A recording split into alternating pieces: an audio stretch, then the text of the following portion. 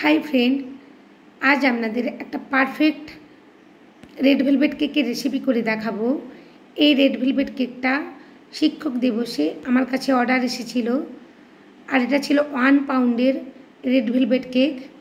এই red velvet केकटा देखते खूबই सुंदर हयेछिलो, ओनादेर खूब पछंद हयेछिलो और टेस्टও असाधारण हयेछिलो। आपनारा जोदि पारफेक्ट भावे एरकम एकटा केक बानाते चान ताहले आमार भिडियोटा स्किप ना करे सम्पूर्ण देखे একটা পারফেক্ট রেড ভেলভেট কেক বানাতে পারবেন বাড়িতেই। চলুন দেখে নেওয়া যাক আমার এই কেকটা বানাতে কি কি লেগেছে। ময়দা, দুধ, চিনি, সাদা তেল, বাটার, ডিম, কোকো পাউডার, নুন, baking soda, baking powder, red velvet essence, vanilla essence আর ভিনেগার সমস্ত কিছু উপকরণের গ্রাম হিসেবে ডেসক্রিপশন বক্সে আমি দিয়ে দেব। प्रथमे बाटार मिल्कटा रेडी करे रेखे देव। 1 टीस्पून ভিনেগার दूधेर मध्य मिशिए रेखे दिलाम। तारपर शुकनो उपकरणगुलो भालोभाबे मिशिए नेब। कोको पाउडार और मयदा देखुन खूब सुंदरभाबे भालोभाबे मिशिए निচ্ছি। और रूम टेम्पारेचारे राखा दुटो डिम निये आमी इलेक्ट्रिक बिटारेर साहाज्ये 15 सेकेंडेर जोन्नो बीट करे 1 चिमटे नुन दिए दिलाम। तारपरे 4টে ধাপে আমি চিনিটা দেব। একসাথে চিনি দেব না, একসাথে কখনোই কোনো জিনিস বেকিংয়ে দেওয়া ঠিক নয়, তাহলে ফোমটা বসে যাওয়ার সম্ভাবনা থাকে। খুব ধীরে ধীরে এই সময় মাখাতে হবে। ভালোভাবে সমস্ত চিনিটা দিয়ে ডিমের সাথে চিনিটা ভালোভাবে মিশিয়ে নিচ্ছি। বিটার দিয়ে ভালোভাবে চিনি আর ডিমটা মিশিয়ে নিতে হবে, একটা ফোমি ভাব হবে। আর চিনি আর ডিম ভালোভাবে না মিশলে কেকটা ভালো বেক হবে না, তাই সব সময় চিনি আর ডিম ভালোভাবে মিশিয়ে নিতে হবে যেন একটুও চিনি গোটা না থাকে। ভালোভাবে মিশানো হয়ে গেছে, 7 মিনিটের মতন বিট করে নিলেই মেশানো হয়ে যাবে। তেল দিয়ে দিলাম, এরপর বাটারটা দিয়ে দিলাম। সব কিছু উপকরণ একসাথেই দিয়ে দেবেন। আর আমি গ্রাম হিসেবে সমস্ত কিছু ডেসক্রিপশন বক্সে দিয়ে দেব, সেটা দেখে আপনারা বানাতে পারবেন। রেড ভেলভেট এসেন্স দিয়ে দিলাম, ভ্যানিলা এসেন্সও দিয়ে দিলাম। একসাথে বিট করে নিয়েছি।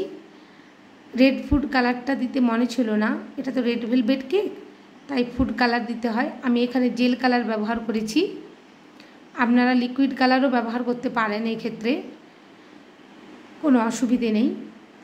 খুব সুন্দর একটা সিল্কি ফোম বানানো হয়ে গেছে। এবার একটা স্ট্রেনার নিয়েছি,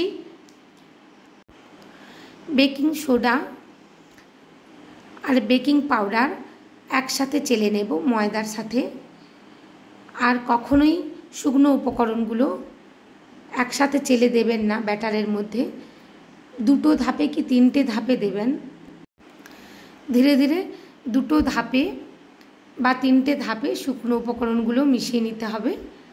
নিয়ে একটা হ্যান্ড উইক্সের সাহায্যে ধীরে ধীরে মাখাতে হবে। বাটার মিল্কটা যে রেডি করে রেখেছিলাম, বাটার মিল্কটা আমি 2-3 ধাপে দিয়ে ভালোভাবে একটা রিবনের মতন সিল্কি ব্যাটার তৈরি করে নেব।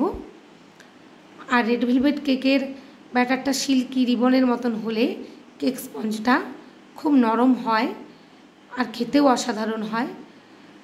এখানে লাল কালারটা কম মনে হচ্ছিল, তাই আমি আরেকটু রেড কালার মিশিয়ে দিলাম। আর যে বাটার মিল্কটা ছিল সবটা দিয়ে একটা ভালো সিল্কি রিবনের মতন বেটার বানিয়ে নিলাম। আপনারাও ধীরে ধীরে এভাবে মাখিয়ে নেবেন আর স্প্যাচুলা দিয়ে দেখে নেবেন ঠিকভাবে মেখেছে কিনা।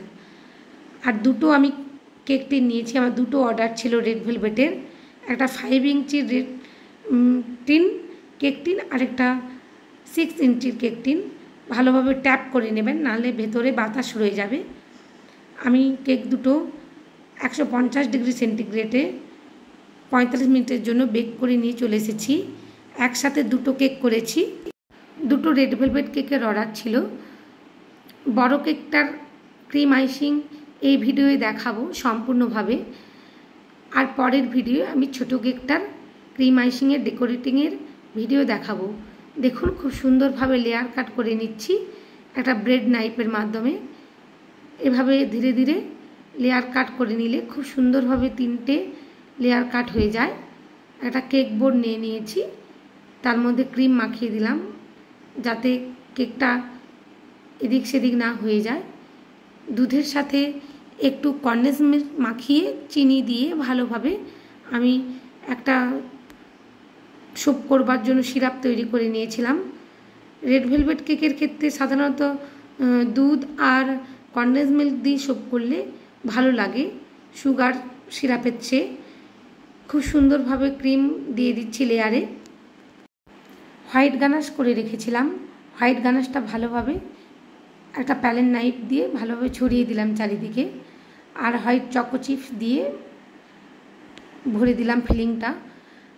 রেড ভেলভেট কেকের ক্ষেত্রে বন্ধুরা যদি হোয়াইট গানাশ আর cheese cream, white choco chips এগুলো দিয়ে বানান তো খুব সুন্দর টেস্ট আসে আর খেতে খুব ভালো লাগে। দ্বিতীয় লেয়ারটাও একইভাবে বসিয়ে আমি দুধের সাথে যে কনডেন্স মিল্কটা রেডি করে রেখেছিলাম সোপ করবার জন্য লিকুইড, সেটা দিয়ে সোপ করে নিলাম। আবার একইভাবে চকলেট গানাশটা দিয়ে ভালোভাবে স্প্রেড করে দেবো চারিদিকে। চারিদিকে স্প্রেড করে দিলে মুখের মধ্যে যখন কেকের টুকরোগুলো পড়বে খেতে খুব সুন্দর লাগবে। আর একইভাবে আবার ছোট ছোট যে চকো চিপসগুলো রেডি করে রেখেছিলাম সেগুলোও দিয়ে দেব। এইভাবে ফিলিংয়ে চকো চিপস গানাশ দিয়ে বানালে কেকটা খেতে খুব ভালো হয়। আবার তৃতীয় লেয়ারটা দিয়ে দিলাম।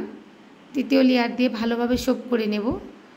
এভাবে সুগার সিরাপ বা কনডেন্স মিল্ক দুধের সাথে মিশিয়ে যদি সোপ করে নেওয়া হয় কেকটা, তো ফ্রিজের মধ্যে রাখলেও ড্রাই হয়ে যায় না, সফট থাকে আর খেতে খুব সুন্দর হয়। একটা সফটি কেক খেতে তো কত ভালোই লাগে। দেখুন আবার আমি ক্রিম বেশি করে দিয়ে দিয়েছি, একেবারে ক্রাম কোটিং করে নেব। প্যালেন নাইফ ঘুরিয়ে ঘুরিয়ে খুব সুন্দরভাবে ক্রাম কোটিং করে নিচ্ছি।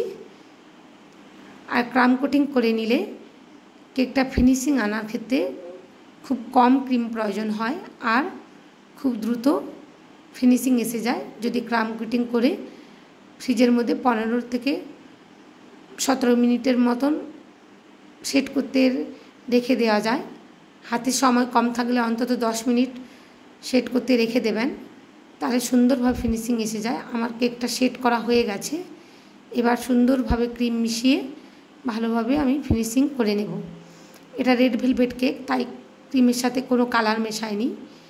এটা রেড ভেলভেটের ক্রাম দিয়েই ডেকোরেশন করে নেব। ধীরে ধীরে এই পর্যায়ে কাজটা করতে হবে, ক্রিমের কাজ ধীরে ধীরেই করতে হয়, নাহলে ক্রিমগুলো উঠে চলে আসার সম্ভাবনা থাকে কেক স্পঞ্জের সাথে। যেখানে যেখানে ক্রিম দেওয়ার প্রয়োজন মনে হচ্ছিল দিয়ে ভালোভাবে ফিনিশিং করে নিয়েছি। এবার ফিনিশিং করে কেকটাকে 5 মিনিটের জন্য ফ্রিজে সেট করতে রেখে দিতে হবে, তারপর ক্রামগুলো বসাতে হবে। দেখুন সেট করা হয়ে গেছে, আমি ফ্রিজ থেকে কেকটা বের করে নিয়ে এসেছি। এবার ভালোভাবে কেকের গায়ের মধ্যে চারিদিকে ক্রামগুলো আমি করে রেখেছিলাম, গুঁড়ো করে দিয়েছিলাম মিক্সি জারের মধ্যে দিয়ে ভালোভাবে গুঁড়ো করে নিয়েছি। গুঁড়ো করে চারিদিকে ভালোভাবে লাগিয়ে দিচ্ছি। একটা ভেলভেটি এফেক্ট আসবে। যিনি অর্ডার করেছিলেন উনি বলেছিলেন খুব সুন্দর একটা লাল রঙের ভেলভেটি এফেক্ট আসে যেন। ওনাদের টেস্ট আর দেখতে সবই ভালো বলেছিলেন, রিভিউ দিয়েছিলেন, খুবই ভালো লেগেছিল ওনাদের।